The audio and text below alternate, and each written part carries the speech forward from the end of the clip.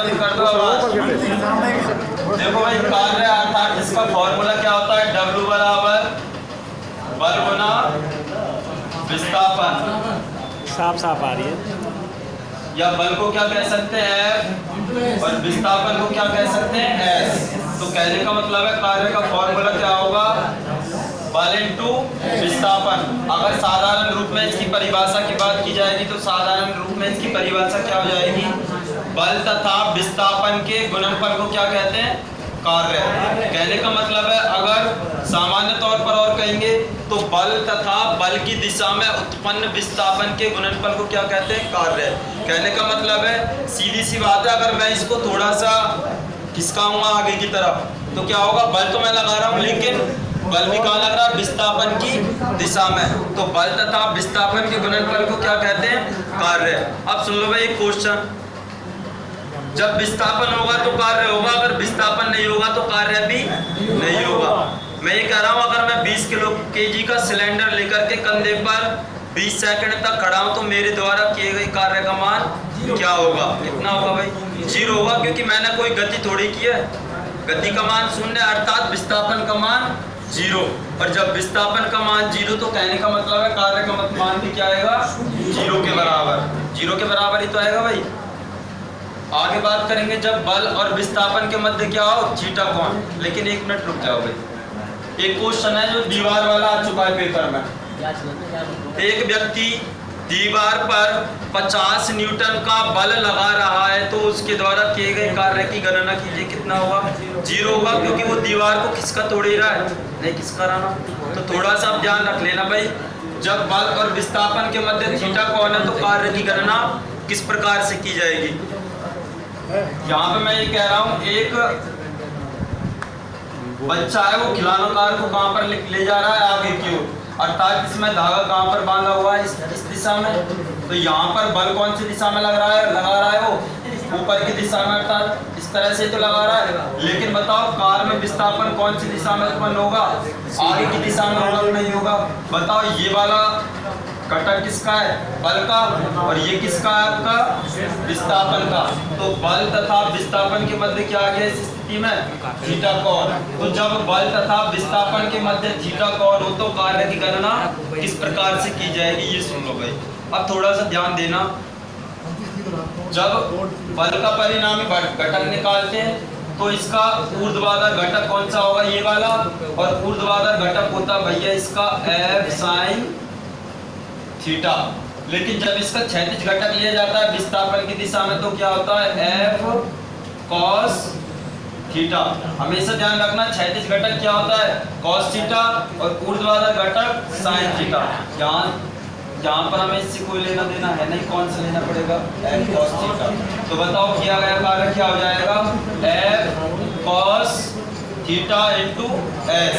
तो जब बल तथा विस्थापन के मध्य, जब बल तथा विस्थापन के मध्य क्या आ जाए, थीटा कोण हो तो कार्य की गणना किस तरह से की जाएगी भाई, जब बल तथा विस्थापन के मध्य क्या हो जाए, थीटा कोण हो तो कार्य की गणना। इस स्थिति में क्या गया कार्य क्या होगा, W बराबर F dot S cos theta. ठीक है भाई। अब ध्यान से सुन लेना थोड़ी सी बात, कार्य सबको पता है कैसी राशि है, अदिश राशि होती है। यहाँ से अगर कार्य का मात्रक निकालते तो देखो क्या आ सकता है, बल का मात्रक क्या होता है, न्यूटन, विस्थापन अर्थात दूरी का मात्रक क्या होता है, मीटर। तो कह सकते हैं न्यूटन इंटू मीटर, और ये बराबर होता है किसके, जूल के बराबर। ठीक है भाई, किसके बराबर होता है, जूल के बराबर। अब थोड़ा सा सुन लो भाई, जब बल तथा विस्थापन के मध्य थीटा कोण हो तो कार्य की गणना। यहाँ से क्वेश्चन घुमाएगा वो घुमाएगा तो बाकी तो आसानी से पूछ लेगा वो, ज्यादातर मात्रक पूछ लिया कोई दिक्कत नहीं है वो भाई, ये क्वेश्चन पुराने। अब क्वेश्चन कहाँ से आ रहा है, यहाँ से आ रहा है, फॉर्मूलों पर आता है। देखो अगर मैं ये कह रहा हूँ यदि कोई व्यक्ति, यदि बल तथा विस्थापन के मध्य 0 डिग्री का कोण बन रहा है तो कार्य की गणना कीजिए, कार्य का मान कितना होगा। धनात्मक होगा, ऋणात्मक होगा या शून्य होगा, इस तरह से पूछ सकता है, या फिर गणना करवा सकता है किए गए कार्य का मान क्या होगा। अब भैया जो कार्य होता है इसका मान कैसा आ सकता है, धनात्मक, ऋणात्मक और शून्य भी हो सकता है। अब धनात्मक, ऋणात्मक और शून्य निकालने के लिए क्या करना पड़ेगा, इसमें देखो कंडीशन होती है 3। कौन कौन सी, देखो भाई case number first. Case number first में होता है जब ये थीटा का मान कितना होता है, थीटा बराबर 0 डिग्री। कहने का मतलब है थीटा का मान 0 डिग्री कब हो सकता है, जब कार्य की और विस्थापन की दिशा के मध्य कौन कितने डिग्री का बने, 0 डिग्री का। भाई कहने का मतलब है अभी जब हम खिलौना कार को खिसका रहे थे तो ये वाला थीटा कौन था, यही तो था थीटा कौन, लेकिन ये वाला घटक कौन है, एफ, और ये कौन है, एस। अगर ये बल का मान अर्थात ये वाली रेखा या ये वाला रेखा खंड कहाँ पर आ जाए, बिल्कुल एस के क्या हो जाए, संपाती, तो बताओ कौन का मान कितना होगा, थीटा का मान 0। तो इस स्थिति में किए गए कार्य की गणना किस प्रकार से निकालेंगे वो मैं बता रहा हूँ। थीटा बराबर 0 डिग्री पर कार्य की गणना। एग्जाम्पल की बात करेंगे तो घोड़ा गाड़ी, अर्थात जो घोड़ा होता है वो कहाँ ले जाता है, तांगे को आगे की ओर ही तो ले जाता है। तो बताओ घोड़ा आगे की ओर जा रहा है, तांगा आगे की ओर जा रहा है, उसी दिशा में जा रहे हैं दोनों, तो कौन का मान कितना हुआ, 0 डिग्री होगा, सीधी सी बात है। और जब कौन 0 डिग्री है तो यहाँ पर देखो भाई W की गणना करेंगे, अर्थात कार्य की गणना। W बराबर क्या हो जाएगा, M का F, S का S और cos 0 डिग्री। cos 0 का मान कितना होता है, बराबर 1। ठीक है भाई, cos 0 का मान 1, तो W बराबर क्या जाएगा, F डॉट S इंटू 1, या W बराबर निकालेंगे तो F डॉट S। अब यहाँ पर बताओ ये F डॉट S कैसा आ रहा है, धनात्मक है नहीं है, तो जब थीटा बराबर 0 डिग्री होता है तो कार्य भी कैसा होता है, अधिकतम होता है और कैसा होता है, धनात्मक। तो इस कंडीशन में फर्स्ट केस में कार्य क्या होगा, मैक्सिमम होगा और कैसा होगा, पॉजिटिव। ठीक है भाई।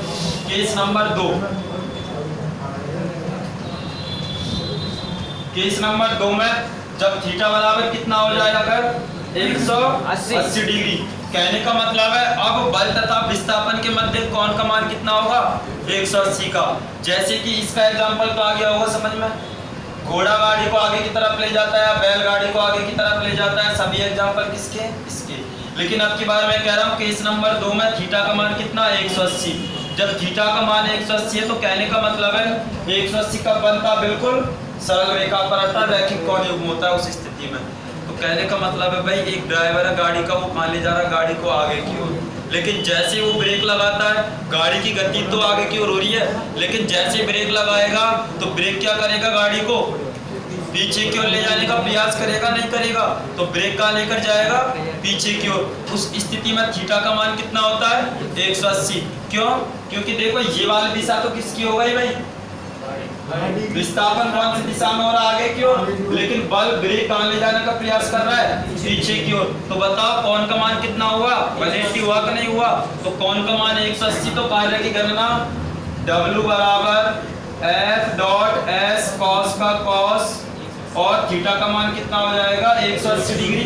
तो यहाँ से अगर W का मान निकालेंगे तो क्या होगा, F डॉट S cos 180 का मान कितना होता है भाई, cos 180 डिग्री बराबर होता है -1। तो F डॉट S इंटू -1 या W बराबर क्या होगा, F डॉट S, और ये माइनस कहाँ जाएगा, आगे। तो बताओ जब थीटा बराबर 180 तो किया गया कार्य कैसा आता है, ऋणात्मक आता है और कैसा होगा, मिनिमम। अगर एग्जाम्पल की बात करेंगे तो क्या होगा, गाड़ी के ड्राइवर के द्वारा ब्रेक लगाना, सीधी सी बात है। तो इस कंडीशन में कार्य कैसा होगा, मिनिमम होगा और कैसा होगा भैया, नेगेटिव। आगे समझ में, जब थीटा बराबर 0 डिग्री तो कार्य अधिकतम होगा और पॉजिटिव। जब थीटा बराबर कितना, 180 डिग्री तो कार्य कैसा होगा, मैक्सिमम, सॉरी मिनिमम या नेगेटिव। लेकिन केस नंबर 3, जब थीटा बराबर कितना हो जाए, 90 डिग्री, कहने का मतलब है अब बल और विस्थापन के मध्य कौन कितने डिग्री का है, 90 डिग्री का, और cos 90 का मान कितना होता है हमारे पास, 0 होता है। तो कार्य की गणना करेंगे तो W बराबर F डॉट S, ठीक है भाई, और cos 90 डिग्री और cos 90 का मान कितना होता है, cos 90 बराबर 0। तो यहाँ से W बराबर F डॉट S गुना जीरो। तो W का मान निकालेंगे तो 0। अर्थात जब बल और विस्थापन के मध्य कोण का मान कितना आता है, थीटा का मान 90 डिग्री होता है, तो कार्य कैसा होता है, 0। अतः हम कह सकते हैं कार्य का मान कैसा हो सकता है, धनात्मक, ऋणात्मक या 0 भी हो सकता है। और कार्य कैसी राशि होती है, कार्य एक अदिश राशि होती है। ठीक है भाई, अब आगे देखो, ये आ गए तीनों केस समझ में। यहाँ तक तो किसी को प्रॉब्लम नहीं है। मात्रक कौन है, जूल। देखो भाई, जूल तो इसका एक मात्रक हो गया, लेकिन इसके दो मात्रक और होते हैं। कौन कौन से, ये समझ लो पहले तो। एक तो होता है कौन सा, बल का मात्रक क्या होता है, न्यूटन। और बल का एक और मात्रक होता है डाइन। होता नहीं होता भाई। तो देखो मैं डाइन को और उसको निकाल रहा हूँ, यहाँ से कंसेप्ट निकल कर क्या आएगा हमारा, कौन सा आएगा, देखो बल गुना विस्थापन कार्य का मान है। तो यहाँ से देखो कार्य का मात्रक, अन्य मात्रक की बात कर रहा हूँ, एक तो जूल हो गया, कोई दिक्कत ही नहीं है। तो यहाँ पे देखो भाई W बराबर, इधर लिख रहा हूँ, 1 न्यूटन में कितने डाइन होते हैं, 1 न्यूटन बराबर 10 की घात 5 डाइन होते नहीं होते, बताओ। 1 न्यूटन में कितने डाइन होते हैं, 10 की घात 5 डाइन। और 1 मीटर में कितने सेंटीमीटर, 1 मीटर में कितने, 100 सेंटीमीटर, या हम कह सकते हैं 10 की घात 2 सेंटीमीटर। आगे समझ में। अब देखो भाई थोड़ा सा ध्यान से, यहाँ से मैं अगर कार्य को किसके रूप में लिख रहा हूँ, डाइन और सेंटीमीटर में। तो देखो 1 न्यूटन अर्थात न्यूटन के स्थान पर कितना फुट हो जाएगा, 10 की पावर 5 डाइन।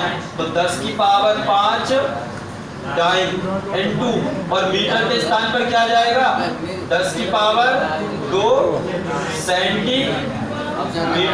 अब देखो इधर, ये आपका 10 की पावर 5 इंटू 10 की पावर 2, और ये क्या आ रहा है, डाइन गुना सेंटीमीटर। यहाँ से अगर निकालेंगे तो गुना में घातें जुड़ जाती हैं।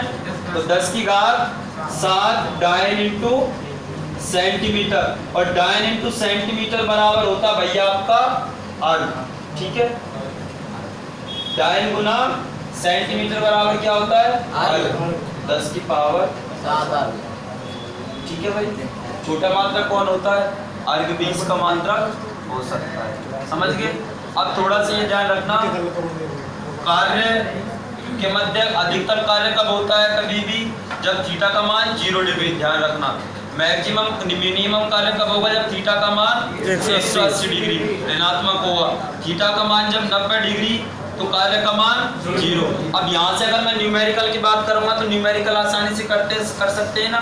मैं कह रहा हूँ, एक व्यक्ति किसी बक्से पर 20 न्यूटन का बल लगाकर उसमें 10 मीटर का विस्थापन उत्पन्न कर देता है, तो उसके द्वारा किए गए कार्य की गणना कीजिए। तो देखो बल का मान कितना कह दिया, 20, और इस S का मान कितना आ गया, 10। तो बराबर कितना होगा, 200 जूल।